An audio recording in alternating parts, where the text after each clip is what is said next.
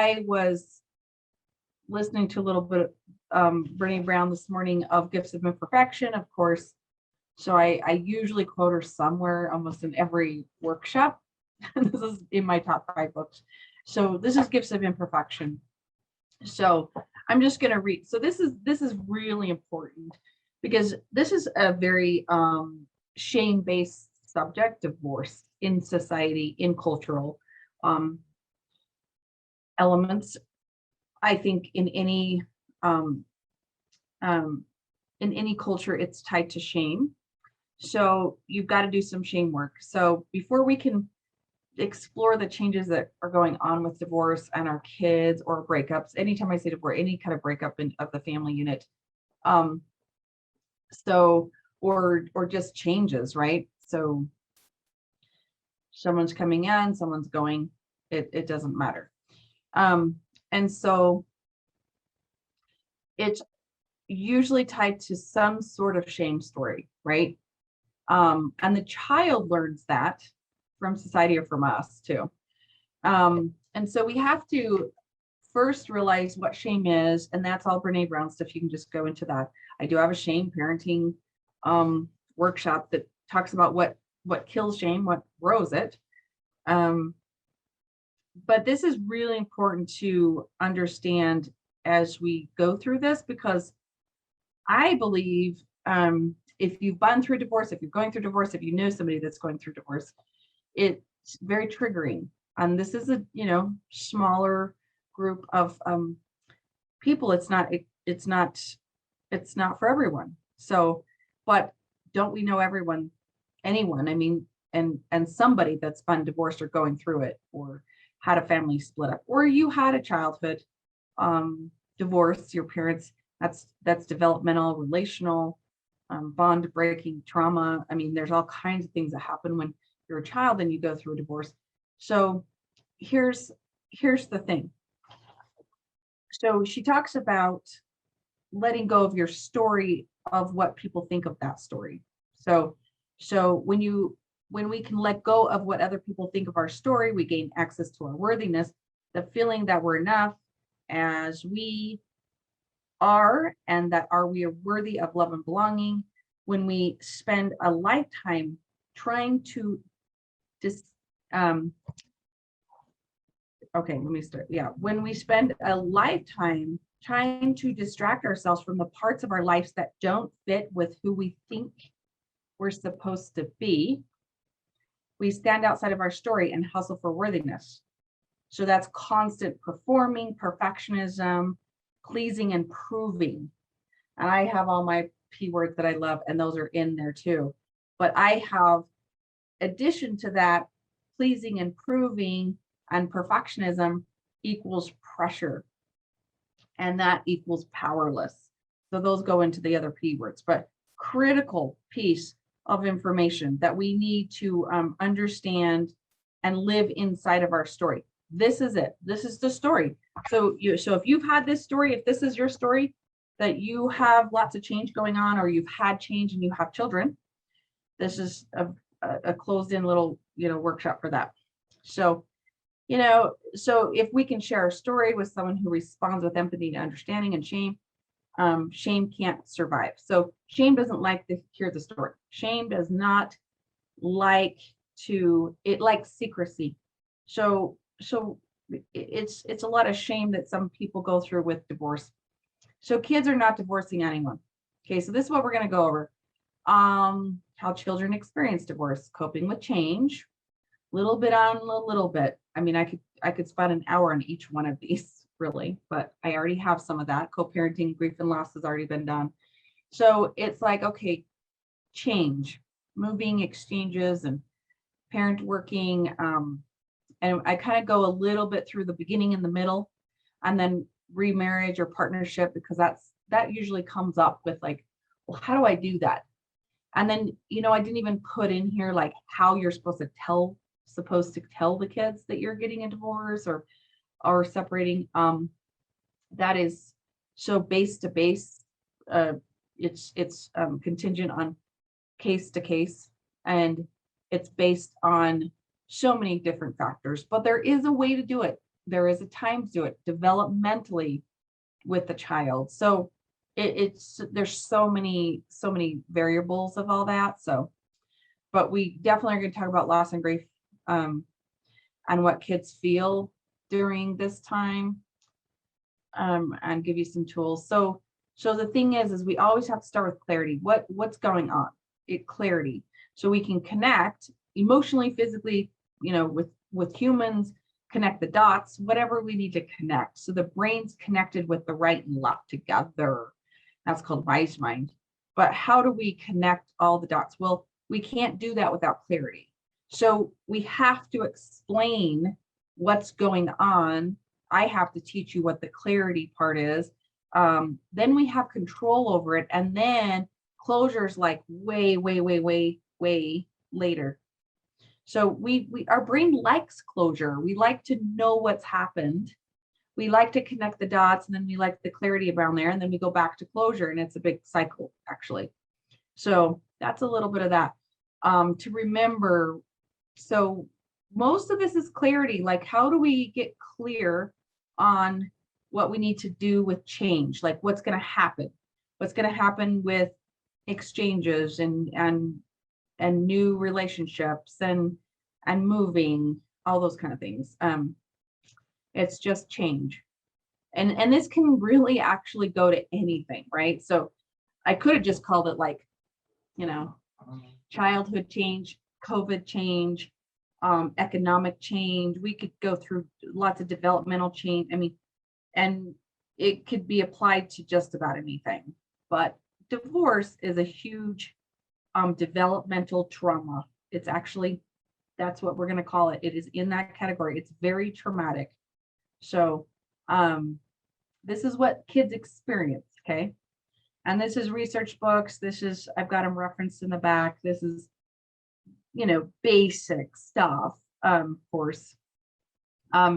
Childhood development stages are, so there's so many things that happen in there, of course, right? So our stored memory, our skill set, what shapes us, all of our developmental stages give us an identity, gives us growth, gives us truth, gives us values. And so when that's disrupted, okay, think about values being disrupted. That causes developmental stages to wander and to have trauma. So developmental trauma in those developmental stages happens during a lot of change like this. No shame. We do what we need to do. Things happen. People make choices. We never outgrow approval, though, ever. So this is the key, is it's called approval. So children will always, this is an always and never statement, will always seek approval of their biological parent, no matter what they do. I mean, if I've lived this firsthand, having over 25 foster kids live with me, there is nothing that children want more than approval from their biological parent. They don't want approval from me. They don't want approval from their teacher. They want approval, meaning pick me, please pick me. And I need to feel secure when you pick me. So a developmental trauma is, I don't feel secure. It's also attachment. So I have one page on that later, just a little bit about development attachment. And so you understand what that means. So in approval, we get into divorce poison for that. So a child is seeking approval from the parent that they need more approval from. And that gets really deep. That book's deep. So we'll talk about that a little bit. But that's what happens. And then divorce poison talks about what is going on and why, a little bit of what the child is experiencing with this change.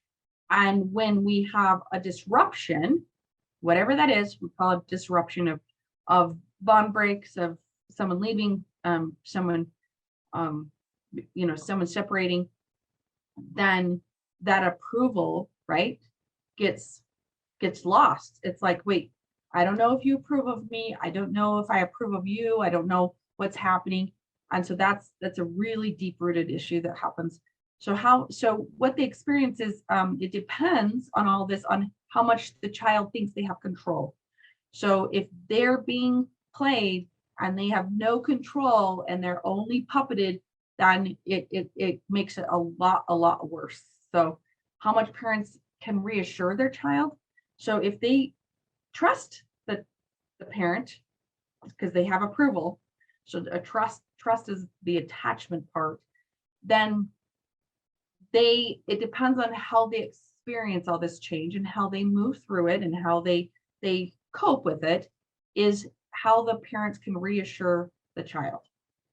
So sometimes you can reassure, you reassure your kids over and over and over again, and you just think, oh, why don't you just believe me, but it's difficult when things are disrupted and patterns aren't matching up with the words, right? The reassurance. So kids experience change through emotion, mostly fear and anger. I'm going to talk about anger.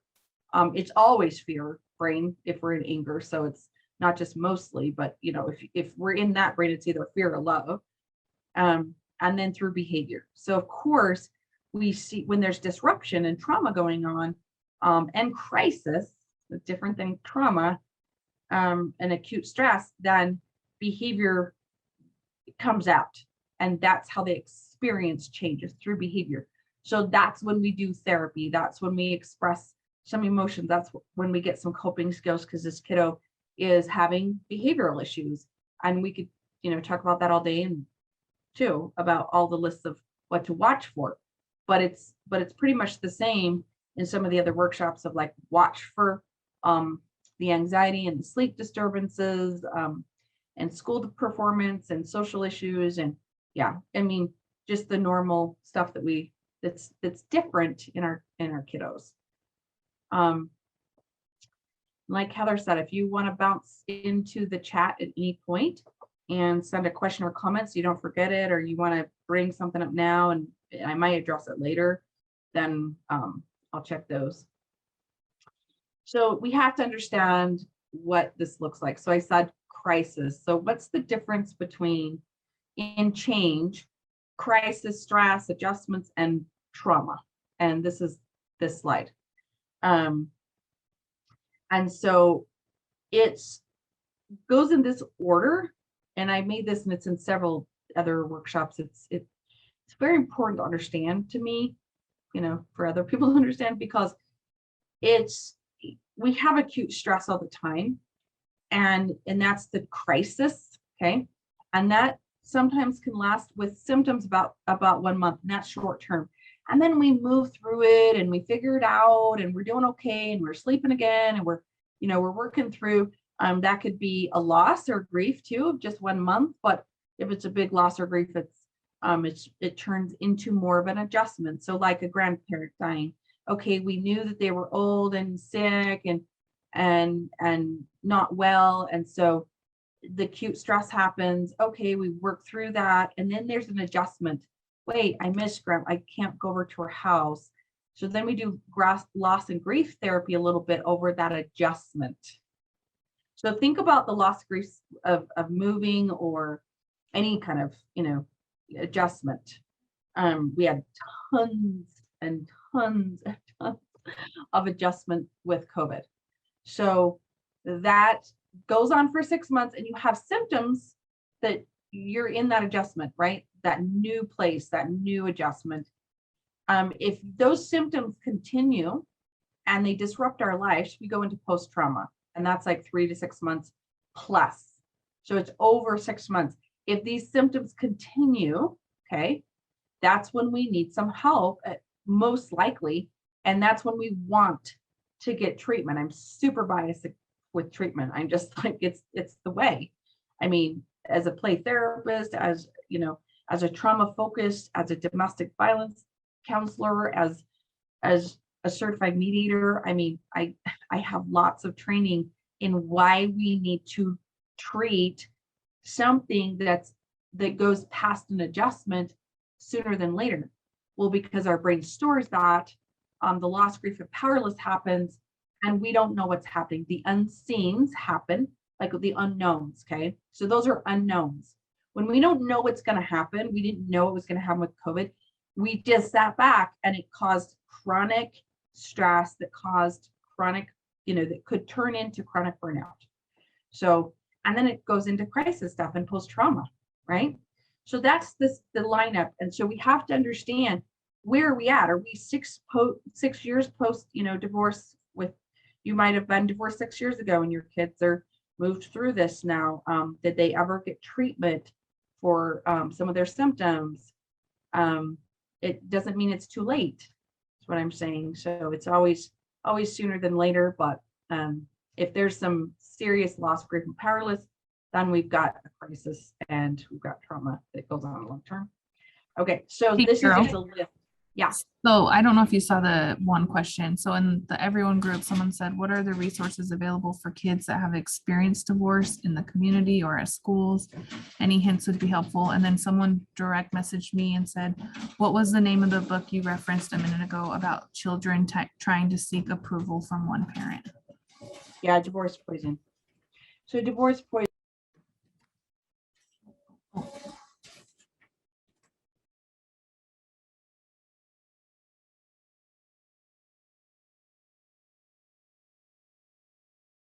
I think you're muted, Carol. Yeah. Okay. Okay, there we go. I was like, sorry, I got muted. That was probably me. Sorry, guys. Sorry. Yeah. So divorce poison, and it's referenced in the back, and we'll go through that a little bit. This is a very heavy book, and it just talks about, it's not just about approval, but it's about alienation of one parent to the other, because sometimes the child wants approval and is seeking approval from one parent or the other. So they'll have different behaviors. And it explains when divorce poison is happening, when it's not, what, with the genders. It's a very deep and very good book. It's written for the therapists and the judges and the attorneys to understand what the child actually experiencing. So resources for kids that have experienced divorce in the community or schools. Honestly, I can't think of one.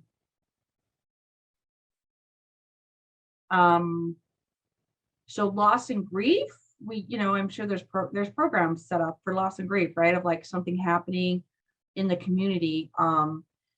We don't have any. We cover a lot of school districts for, the employees and some of the students for some schools, but if I come up with some, I will find you some of the resources, but it's your own personal therapy. It's your own, it really, think about this list over here: death and divorce and military deployment and moving, natural disaster. There's so many things. These over here on this side of this PowerPoint's just books for per age for the child. So just grieving books for just regular grief, because this is a loss and grief thing. We don't want it to turn into trauma. But it is, and it will, to a certain point, but it can be treated so that trauma doesn't turn into post-trauma. And yeah, there needs to be lots more resources in the community. And that's a soapbox that I won't get on. But just in elementary schools and helping kids with anxiety about different things that are changing. So coping with change, of course, that's what we're trying to talk about here today, mostly, is, think about all the changes that happen. Everybody's different. Like I said, every situation is different. Some people have to move, some people don't. Some people get a job, that they haven't worked for a while, or they have to work full time. What we do know statistically is, just in general, divorce,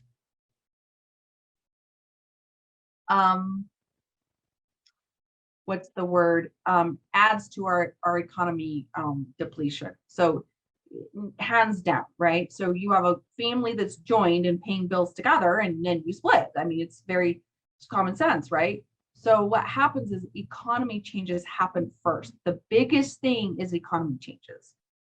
And so hold on, I'll answer that trauma stage in a second. Yeah. And it's like, okay, what happens when the economy changes in our homes, in our family unit? A new job, new budget, childcare, you've got, lots of different expenses. So that's the big thing, because Maslow's hierarchy on the bottom is food, shelter, and water. It's the most important thing. So we have to make sure that we help our kids with that change first, and ourselves first. We can't give our children something that we don't have, remember. So I'm going to go back to that, actually. I'm going to go right back to that saying. We really we need to understand that we can't give our kids something that we don't have. So if we don't have understanding, if we have all this stuff, we can't reassure our kids. If we don't have clarity, then how in the world are you supposed to give them something? So this very first life, you can't give something to your child that you don't have. It just doesn't work. So it's like, okay, how do I gain that then? First, you got to gain clarity. Then you got to gain a plan. You got to gain some control. You've got to gain some support. So if you go through economic changes, then support's really important, whoever that is, family support, community support. And so, nope, went too far. Let me go back. So you have to remind ourselves that whatever we're experiencing, you times that. I always say times that by 1,000 to the child. So if we're coping with change, we're coping with COVID changes or working from home, and if our brain is unstable with the routine, times that by 1,000 to the child. They don't have coping skills for that. We have to give them that, but we have to have the coping skills first. So it has to be a team effort. So I'm always, here's the team. Whatever the team is, whatever your power is, you've got to find the power. If it's community, if it's grandparent, if it's your own family unit, you've got to find some team power. We need more help than ever before, raising, and that's why the community is so important. So facing and dealing with the present first. So we have to scale back, right? So if the child's like, oh, what about this? What about this? What about this? What about this in the future?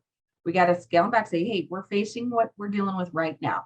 And if you can't be present, if you're really in the future all the time, good luck with trying to teach your child to be in the present and to be less stressed out. Emotions are contagious.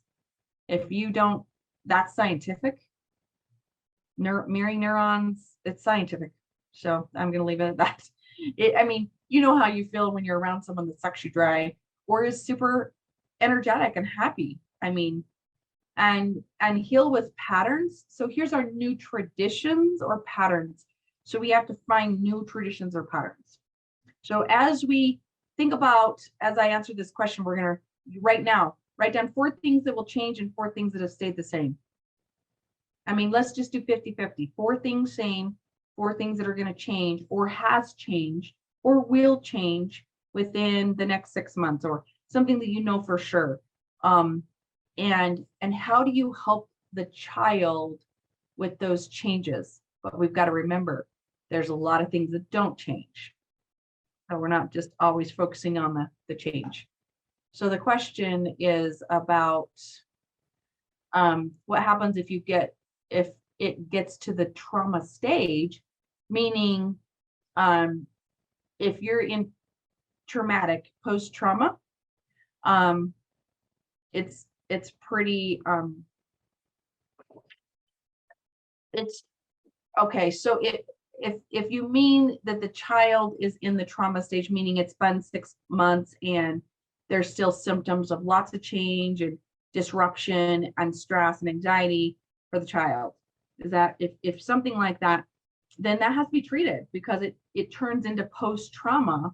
And so if it's not treated, it just continues to be stored in the body, the fears, right? And the anxieties about change. Well, guess what happens in 3 years when a child changes schools and they go into middle school? It's not the event, it's the emotion behind it. So we want to clear up some of those emotions, find some tools, find some power in it. Yes. So growth mindset parenting, it's a workshop. It teaches you how to do that too. That's a book. But I only focused on the parenting section because that's what I do is here's a book and here's one chapter. So how to do a growth mindset parenting is how we deal with disappointment, change as a challenge. So we look at it as a challenge. Well, we're going to have lots of challenges with change now. When we move, when we start middle school. And so you go through some of those patterns and come up with a plan. And it's like, we're going to have lots of change in our lives. We don't know what's going to happen. But a growth mindset parent is teaching that change is a challenge and we can do hard things and failure is not the end of the world. So things like that. And there's a whole PowerPoint on growth mindset parenting. That's I think is really good. If that helps, let me know if that didn't make sense or it doesn't help with the change through the trauma stages. But okay, coping with new change. Okay, so now we got to we're going to try to get to what's the adjustment of new stuff all the time. So if you're in a new adjustment because a new significant other, okay, we have to bring that up because that's the biggest thing that most people bring up with me is like, how do I tell them? What do I do? When do I introduce someone to my kids? People are pushing me to move on. I'm trying to move on. I want to move on. And so no matter what the child sees, they see it as a replacement. Another person, okay? Another person shatters their dreams of their parents getting back together. And just a reminder, if you want to be in, this is being recorded, so if you turn on your video, then you're going to be in the recording. So if you want to turn off your video, then you're not in the recording. I really like participation, and I always want to do workshops with everybody in participation, but since we just record them, and so it shatters the dreams that parents, mom and dad, get back together, or child must now share you, okay, with someone else. So we just split up. We say we're divorced already or we're separated, our partnership's done.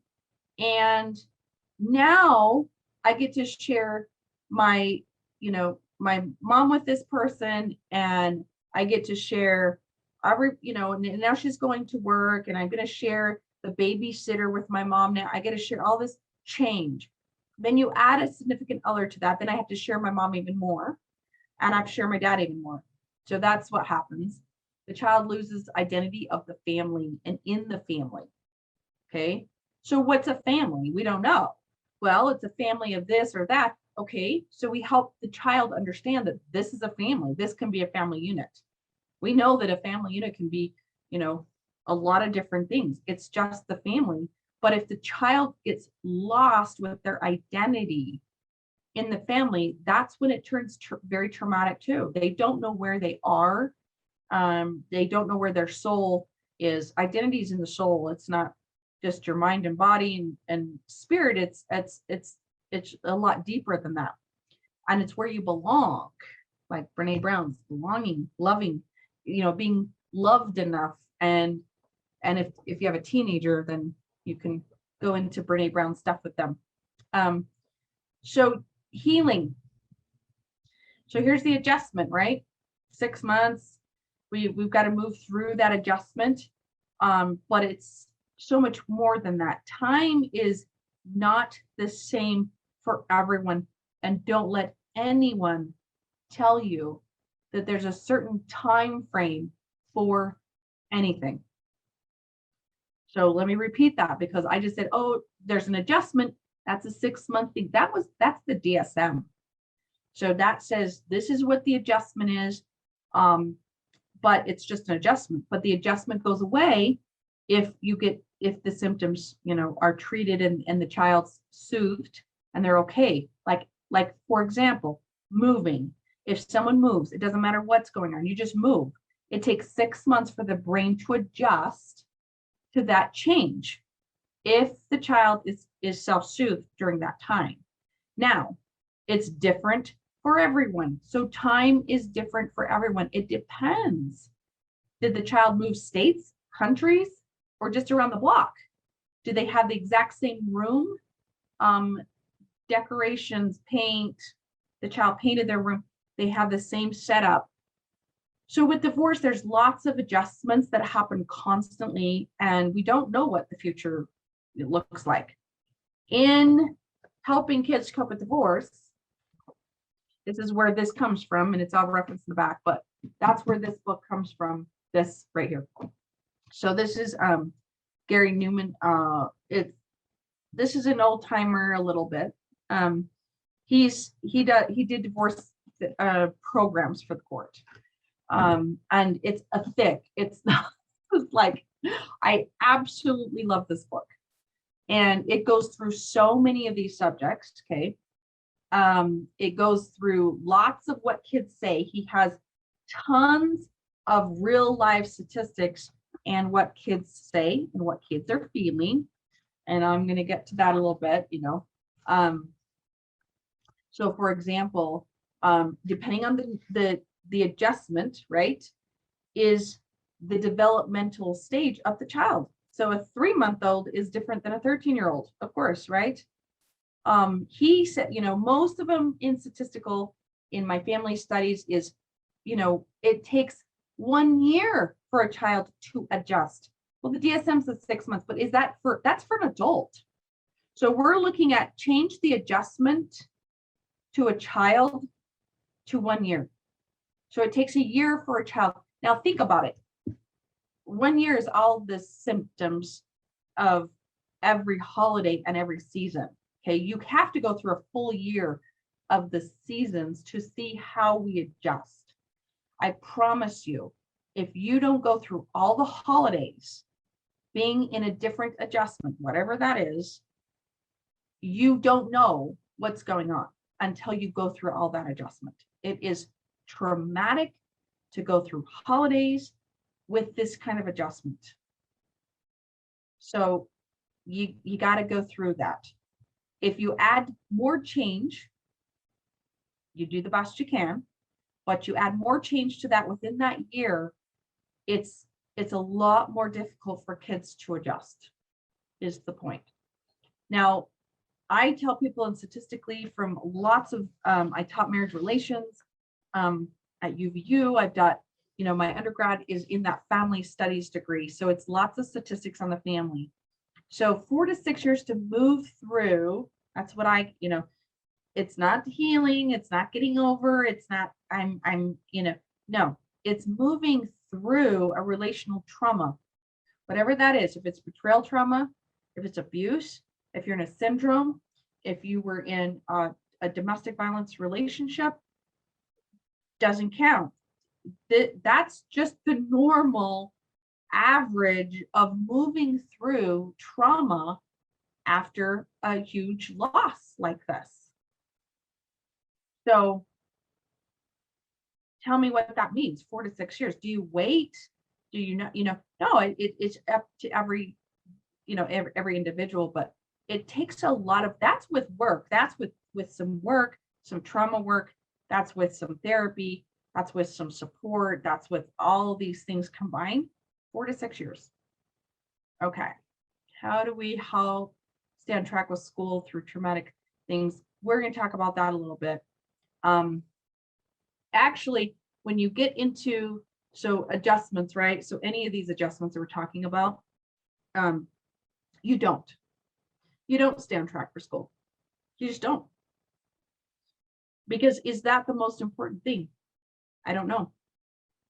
You do the best you can and you help kids. So when a foster kid came and lived with me, do you think the first 6 months was even anything to do with school? Absolutely not. Because it took 6 months for them to even think about the change and the loss and the grief and the trauma. So we have to treat that first. That's at the bottom of the hierarchy. You know, yes, I have food and shelter now. But then the next one is safety. So we don't worry about school because they can't be safe if they're in their back of their brain. So we've got to get kids safe, and routine is the best way to do that. So to answer your question, it's just routine and doing the best you can. So second marriages, immediate pressure. Okay. That's all that does. So second marriages, first marriages, you don't have immediate pressure. Pressure until you have kids or something, Second marriages are immediate, and you have a 75% chance of that marriage failing if you have children. Just so you know, I always bring great, statistical news. But what do you say? What do you say? So say there is, a second person, a partnership happening. What do you say? How do you introduce that person? That's I could spend a whole hour on that. But it's on 371 in this book right here. I've already turned to it. So this is what you say, depending on their age. So this is just an example. I'll read a short one so we don't use up too much time. So 13 to 17-year-old. I'd like you to start dating. I'd like to start dating, not you yet. This is the parent to the child. I'd like to start dating. I know it'd be really weird. I promise you. Okay, so I'm just going to stop there. I promise you it's super weird for kids. They didn't ask to be, their parents to be separated. So it's just weird. It's weird for their brain to wrap around. So I know it'll be a little bit weird to have your own mother or father dating at the same time you are. That's even weirder. Dating at the same time that your teenager's dating? Weird. Okay, but let's keep talking about it because I want to be there for you and talk about your dating without mixing it up with my experiences. For the love, this is my plea. Do not turn your children into parentification friends. So parentification means that you mix up your roles. There's a whole workshop on it. Child versus parent role. Do not go into a child or a parent or a parent adult. No, the child is the child. They stay in the child role. When you put them equal with you and talk about your dating experiences or whatever, it puts them in a different level of a very uncomfortable parentification. So they have to start worrying about you, for example. That's not their job. And that is what's traumatic. That's what causes the trauma more than the divorce itself sometimes. So this is an example of suggestions of introducing before the meeting. I want you to meet the man or woman I've been dating. We've dated a while now, and it's time for you to get to know him or her a bit and see what you think. I want this to be comfortable for you, and I want you to be open to even though that we're discussing it and be a little bit, I know that this will be hard for you. So, and I'm always about in statistics and books of that person better be a long-term person, because that's another traumatic event that you're introducing too many people to your kids. So whatever that looks like, is that 6 months? Is that a year? Is that 6 weeks? Knowing that you are, this person is a forever person for now, and you can't blend a family unless they meet the kids. You can't. So you got to go through that. So this is a little bit of co-parenting. And this is a whole PowerPoint workshop that's already on YouTube. And this is one slide from that. So just go through that. This is from the bottom here is Flowers Co-Parenting. So I like this book. I've got a couple books about co-parenting, but this one just goes through some tips on that, a guide to. So just go through that. Of course, we manage and maintain. Mindfulness is about being present, how to soothe, be secure. And this is a Dan Siegel, and I've got him referenced in the back, but safe, secure, seen, and soothe on there is a Dan Siegel, the 4 C's, the 4 S's, the 4 S's of what you need to do with your child for them to be safe. You have to keep them safe and secure. They have to be seen. You have to teach self-soothing. So, and that needs to be done by both parents, very crucial. And we can't go into what if one co-parent, one parent, step parent doesn't parent the same way I do. That's a whole other hour. So it's really tough.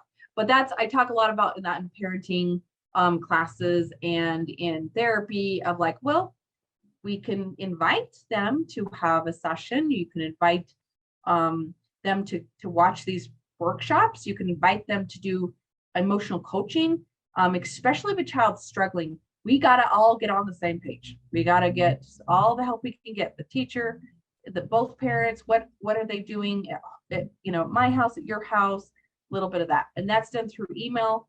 So you can co-parent a little bit. But so moving on to step parenting, say we're going to maintain change now and we're moving to a step parenting situation. Here's just some little bit of guides.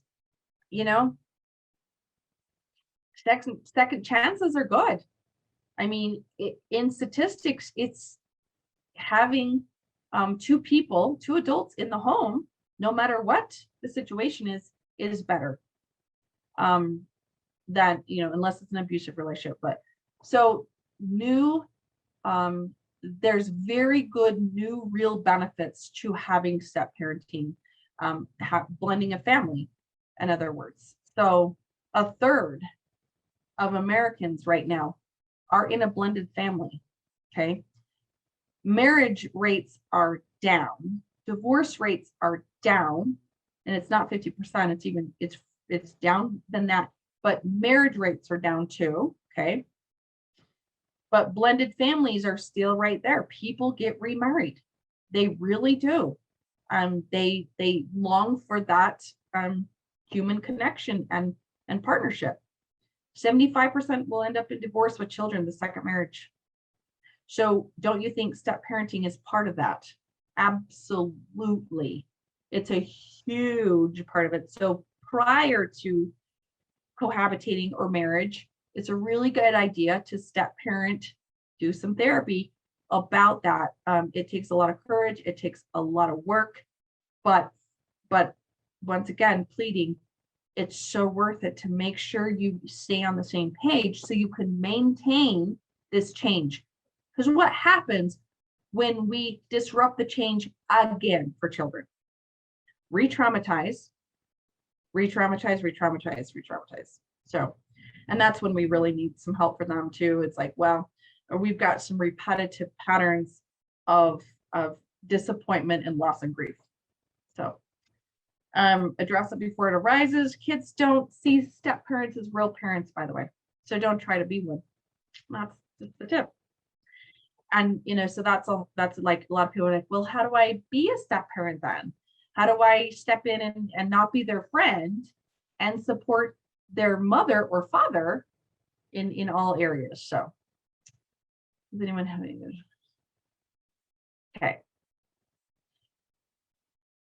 So let's see. Maintaining. This is now the rest of this is just a little bit of what I talked about. So here's the development attachment. You're going to get this recording and you're going to get this PowerPoint. So just read through that if you want to learn more about development and attachment. Super important because it depends, right? So how you deal with all of this is what age your kiddo is. This is what kids say. Stop fighting. I want to love you both. Please don't communicate through me. For the love, do not communicate through them. Really, really traumatic. When talking about my other parent, please say only kind things. It's very, very basic here. But there's a whole bunch, in this great big thick book of what kids have said.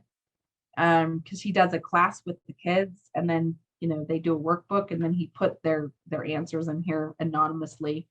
But it's really eye-opening, right? It's like, so dear mom, this is one kid, girl, 10 years old.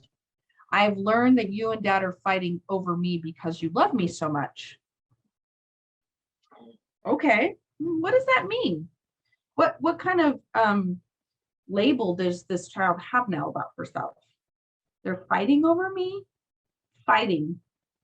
because they love me so much. Okay, that makes sense. But what if they don't fight and they just get along, or they just work out their, their resentment, and they can still love her without fighting. Anger leads to behavior. This is what happens. This is just basic stuff. We want to stay out of the passive aggressive and aggressive, manipulative and vindictive role. We want to just be assertive. But this is what happens because our thought turns into a feeling, which turns into a behavior. So if a behavior turns into something like this is what's going on with us or with our kids. So this is step 5 in seeking to understand first before you're understood. We have to seek to understand our kids first with empathy and listening, and this is how you do it. And that's a whole workshop that talks about how to seek to understand. How to seek to understand your ex is essential. It's like, yeah, I don't want to. I want to stay in my resentment, right? I want to just be I just want to fight. I want to be in fight mode. I just want to fight you for this, and this, because obviously we've got deeper resentment, deeper issues.